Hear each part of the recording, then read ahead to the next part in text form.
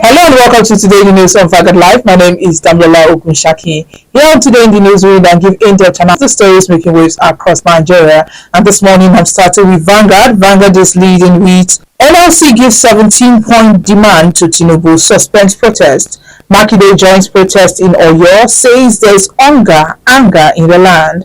Protest needless, that's according to presidency, says legitimate concerns being addressed. You can see that on page 5. And here there's a picture below with where they say talking about the afternoon tribute for late Ogunbanjo and the one write-up certificate of return. Now, stories above the banner, we have a suspicious $26 billion pass through Binance Nigeria in 1 year. That's according to Cardoso. You can see that on page 2. Edo Guba, Igodalo begs Shaibu, others for support, promises inclusive government as PDP and in certificate of return. More crisis in Labour parties as Imasugo claims victory. ABGA is a party to beat, that's according to CIFO. CBN jacks up benchmark interest rate to 22.75%, begins a weekly sale of $15.7 million to 785 BDCs. You can see these stories on pages 20 and 19. And on page 10, Lagos shot a ton mainland bid for 24 hours. Tinubu explains petrol subsidy decision removal. You can see that on page 2 of Vanguard newspaper. Punch is leading with presidency alleges political agenda as protests each state. And police share biscuit water at Lagos protest. NLC urges Tinubu to end extreme hardship and food crisis. You can see that on page 2. And here there are 3 pictures with the rider that says members of Nigerian Labour Congress doing protests across the country over economic hardship on Tuesday. One is from Lagos, the other is from Port Harcourt, and the last one is from Abuja. On page 22, federal government completes $700 million gas pipeline in March after 8 years. 3 bodies recovered, 11 rescued as Lagos boat capsizes. Senate to probe Ajaokuta steel over $496 million payment. You can see that on page 21 of the Punch newspaper. Guardian is leading with NBC decision. Concerns for OPS as CBN moves against inflation. Mega speculators. You can see that on page 6. On page 3, Senate begins probe Paris government 30 trillion naira loan. Ajaokuta steel. Gunmen kill village head, policemen, others in Nasarawa. NLC suspends protest, gives federal government 2-week ultimatum to address hardship and others. Hardship, Makinde joins Osun, Ondo and Ekiti. 5 died, 26 rescued in Onitsha market building collapse. You can see that on page 8 of the Guardian. And let's look at the Nation. Nation is leading with economy will get better. Tinubu assures Nigeria. Speaker Abbas urges patience with government. And here there's a statement that says we must assure Nigerians that there is light at the end of the tunnel, although we might be going through a difficult period now. Borrowers from banks to pay more. CBN raises interest rate to 22.75 $. CRR now 45%. External reserves $34.51 billion. You can see that on page 4. Lassa fever kills 5 in Kaduna. Total shutdown of Tall Milan Bridge. Those above the banner. NLC protesters in peaceful march over reform pains. Workers' rights president. Protest suspended. Senate to streamline CBN's overdraft to federal government. Will Lagos Red Rail Line change transportation game? You can see that on page 19. And lastly, on the Nation newspaper, FCT safe for investment, UK tells United Kingdom. And that's all on the front pages of the dailies this morning. Join us after the break for the analysis. The masses are saying that they've been corrupt. The masses are angry. The masses are asking for all those palliatives. We're asking for your rights under the law. We are not people are blocking the president.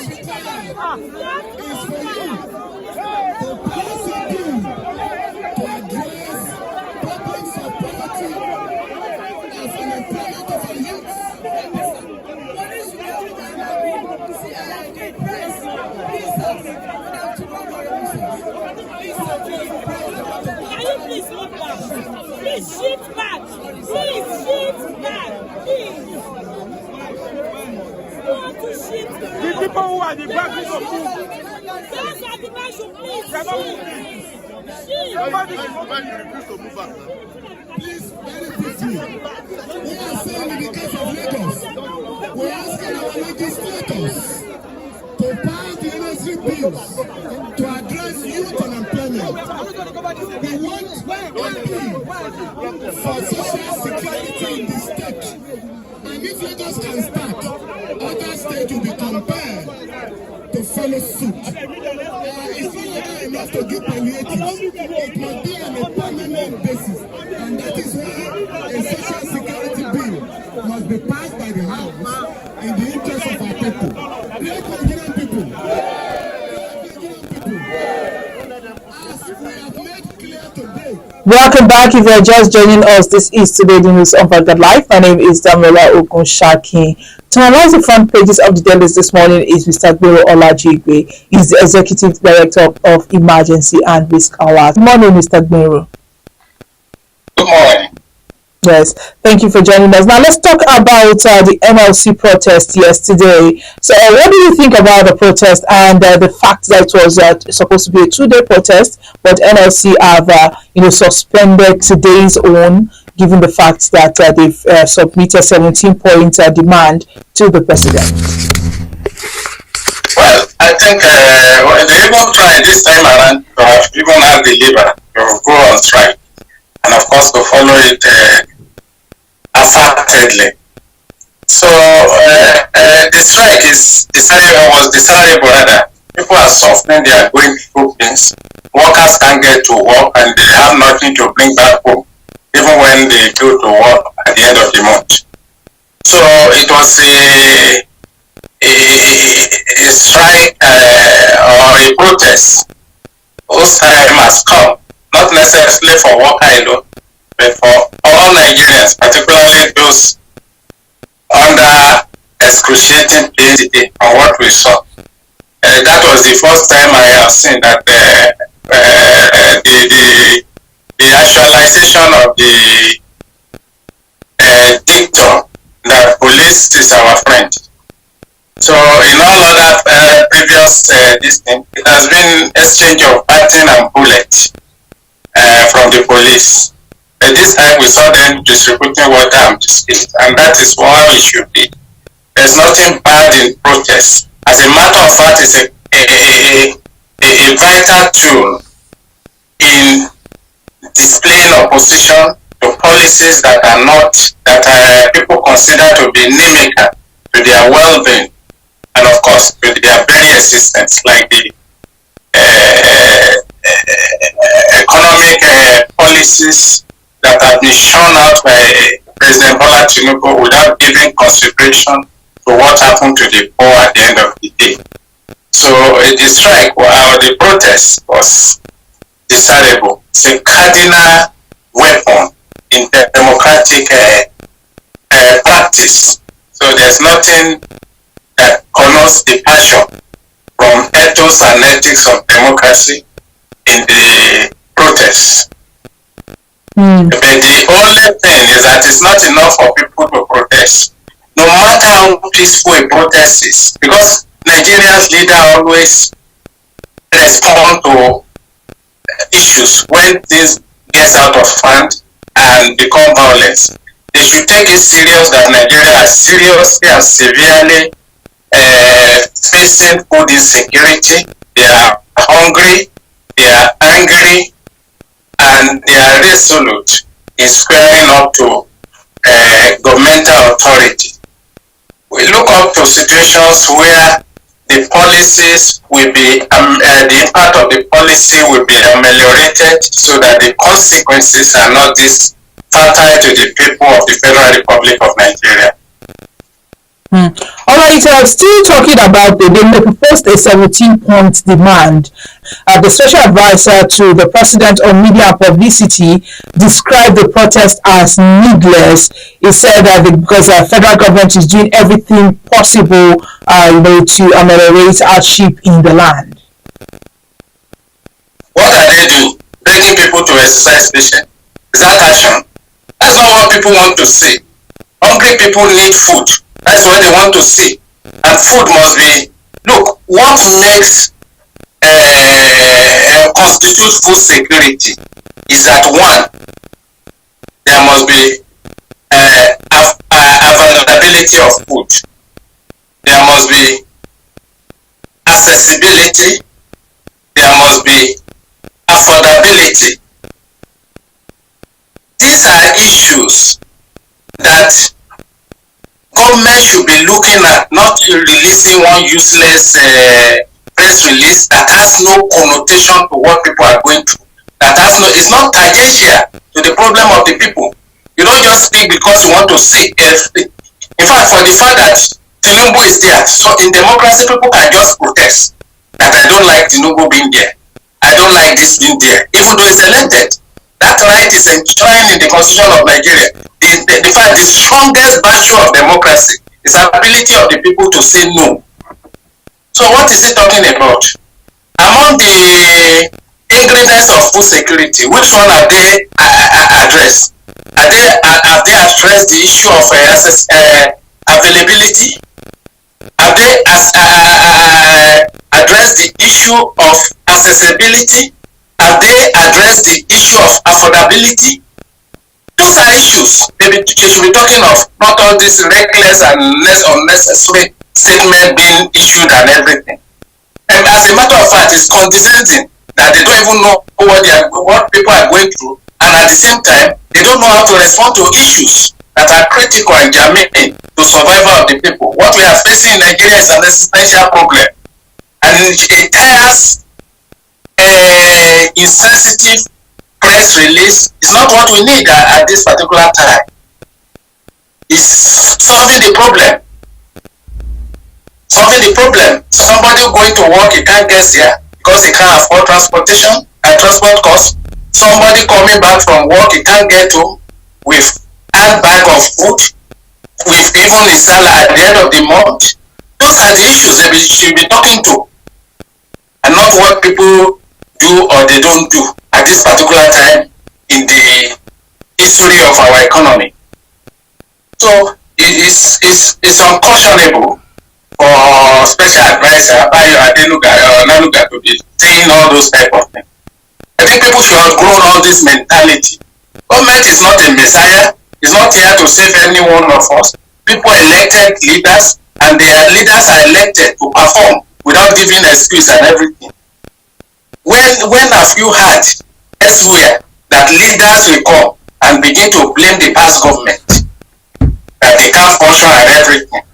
And the same party, people supported even that same government. It's understandable if those who are anti-Buhari were the one complaining about the past government. This same government who assured Nigeria that Buhari was doing well, laying solid foundation when Nigeria was going through pains for 8 years. Okay, Tinubu in his press release in 2016 actually validated everything that Buhari was doing.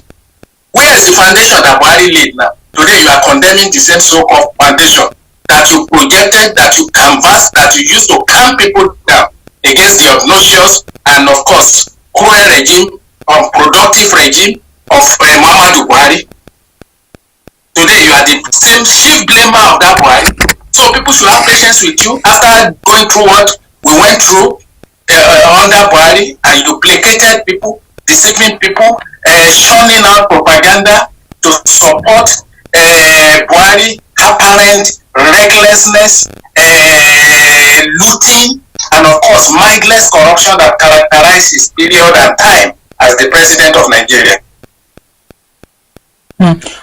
So why should Nigeria believe you now? Because you are there, you are occupying space.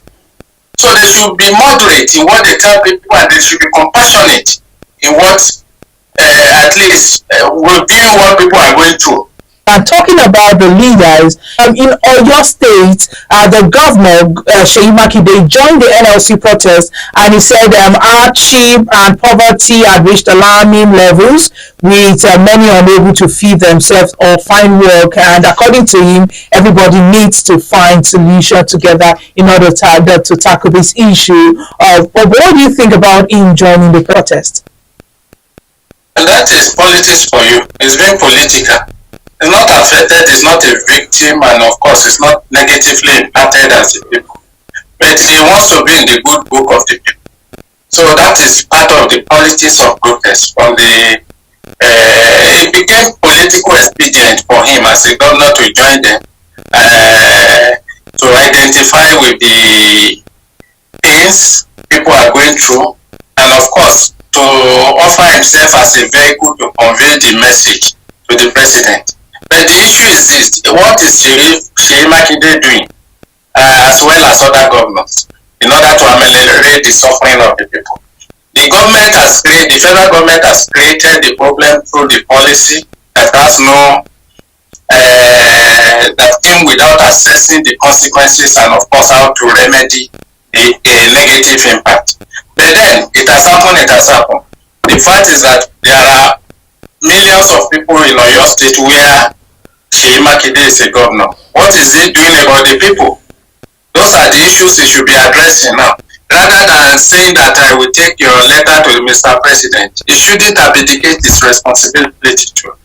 One, as the Chief Security Officer of the state, as of course the one that have sworn to oath of office, including that of allegiance, stated by the Constitution of the Federal Republic of Nigeria, which has emphasized that the primary purpose of government is the welfare of the people, and of course and their security.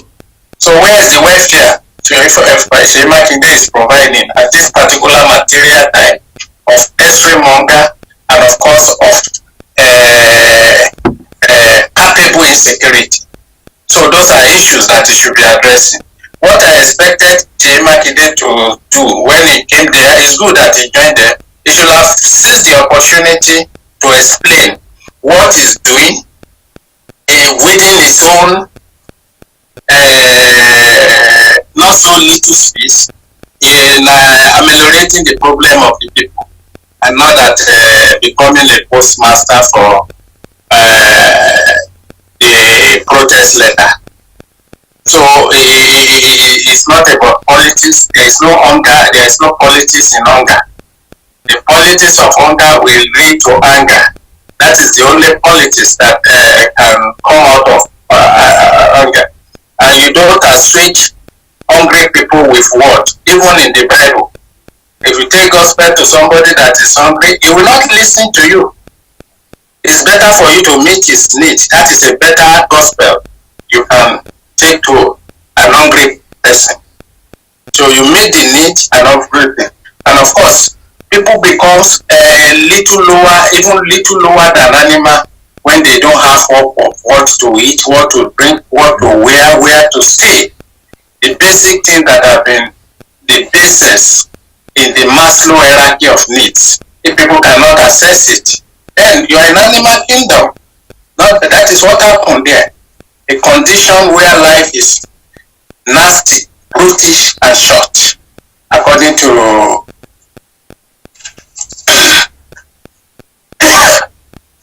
Sorry, sir. yeah.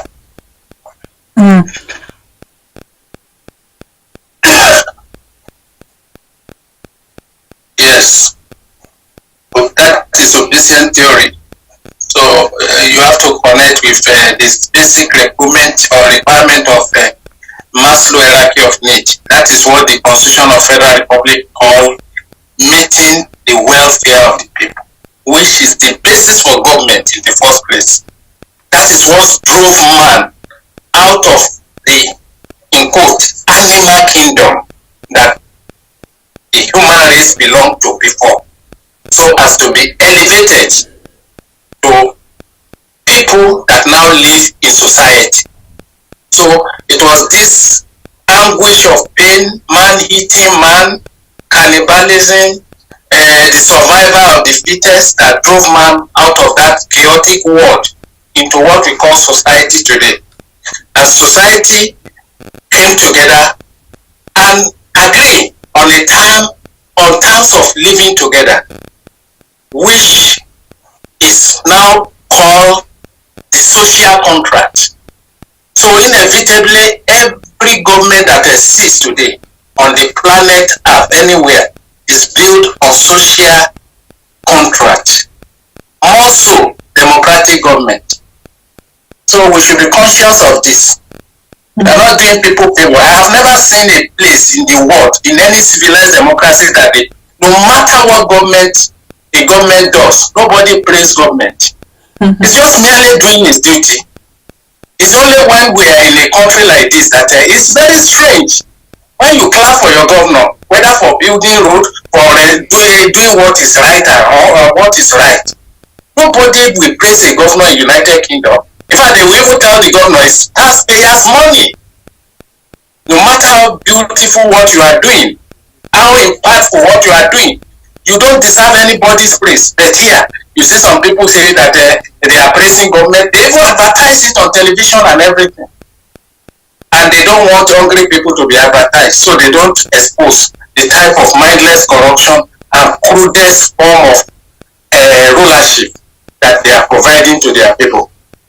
All right, so there's nothing is special about what she did in Ibadan, but it should spare up, and other governors too should spare up to the challenges of the time and respond to the immediate needs of their people. All right, still talking about what is going on in the country, the president on Monday approved the full implementation of Oronsaye's report.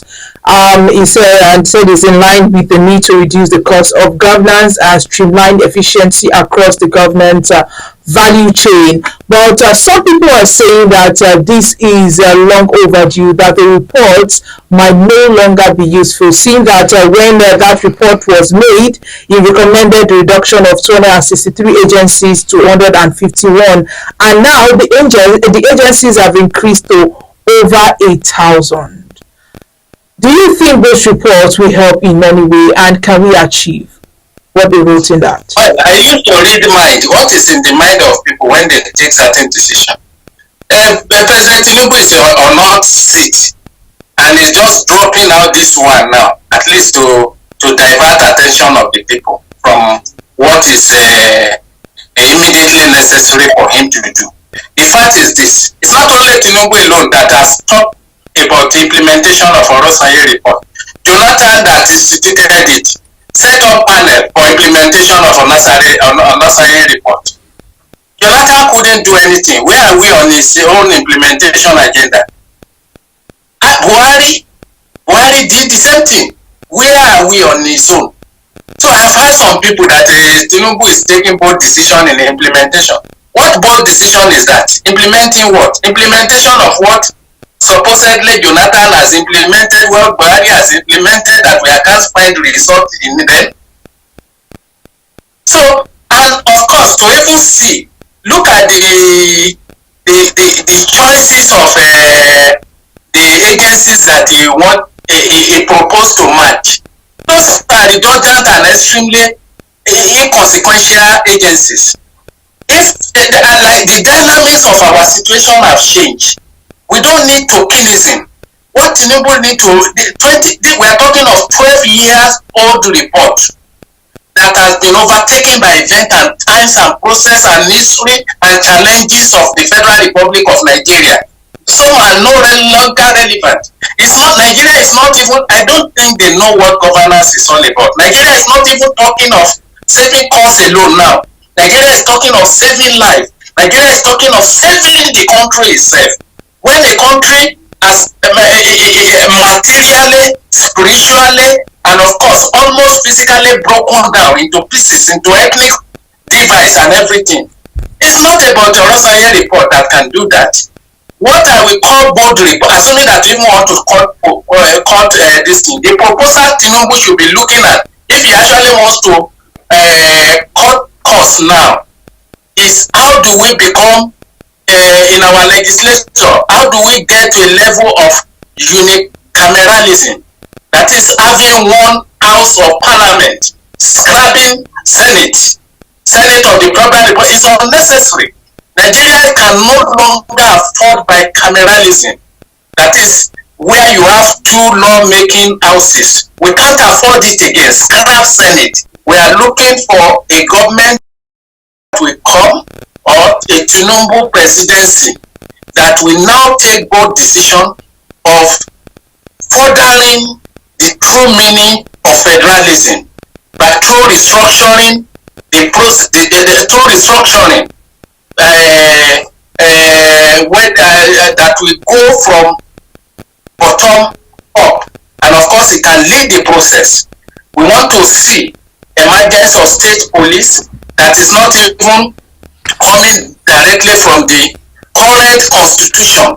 Nigeria wants a people-backed, people-made, people-driven constitution. Those are bold decisions that I'm expecting from president, and not one agency, a nomadic commission with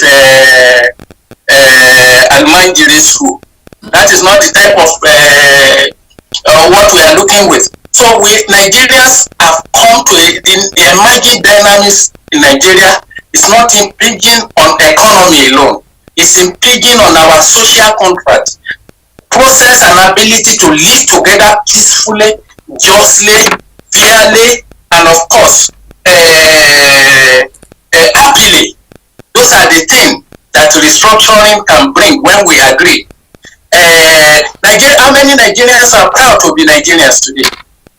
There is social breakdown, social dislocation. People are socially dislocated. People cannot feel sense of social justice.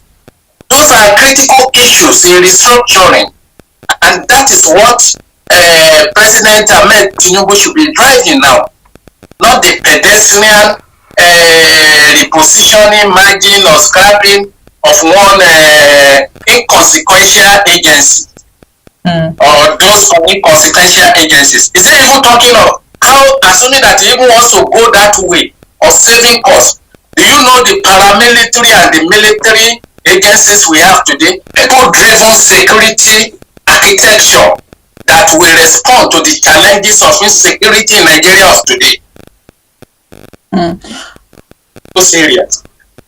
So, what are we talking about? Mr. Guerrero, let's end this all And it has been overtaken. Some of it, I'm not saying everything there. Most of what you are, as you rightly pointed out, has been overtaken by event. And come to look at it, the same ministers, why the United States is having 15 being the vice president. So if he meant it, if it was intentional, if it was planned, he wouldn't have started his administration with 48 ministers. So, and the same Tinubu is equally proposing creating another commission of forest rangers and everything, and just about less than a month ago. So this is a policy that, let me, at the heat of time now. So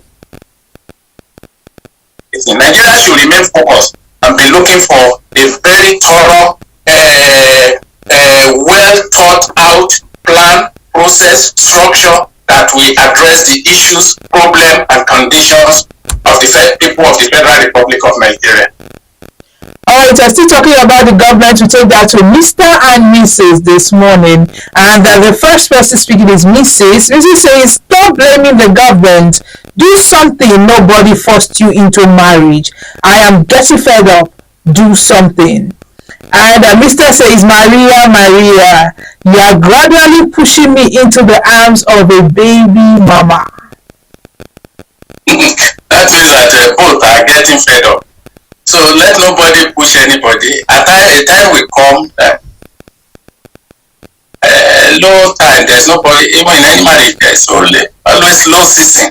Time that you are the lowest ebb of your interest in a particular thing. It's not about marriage alone. Even at times, it's about life itself. You are just at the lowest ebb, maybe because of circumstances and situations situations and conditions that surround you, the context can be nasty and you just want to go out of that relationship. Yes. But we should keep hope alive.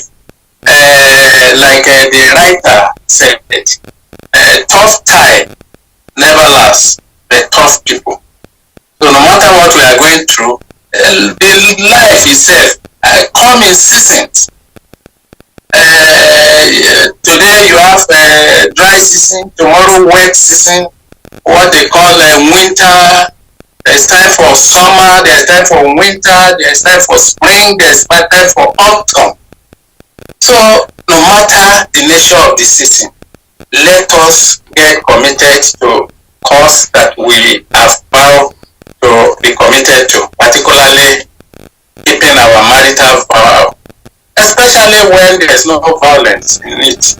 If it is for problems that are pedestrian, like economic challenges and everything, a better summer is coming when everything will bloom again.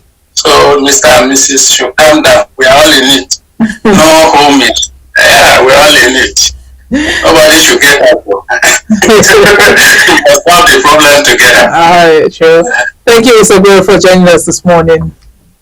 It's a pleasure being with you. Yes, do want to like and follow us on all our social media platforms showing on your screen on Facebook, Instagram, Twitter, TikTok. My name is Damola Ogunshaki, but you can also visit our website www.vanguardninja.com to get more of our top stories. The masses are saying that open power, the masses are angry, the masses are asking for those palliatives. We're asking for your rights under the law. Now, what is required? We are not saying people are not in the president. What is required is for you to pass a bill to address problems of poverty as an employment of our youth.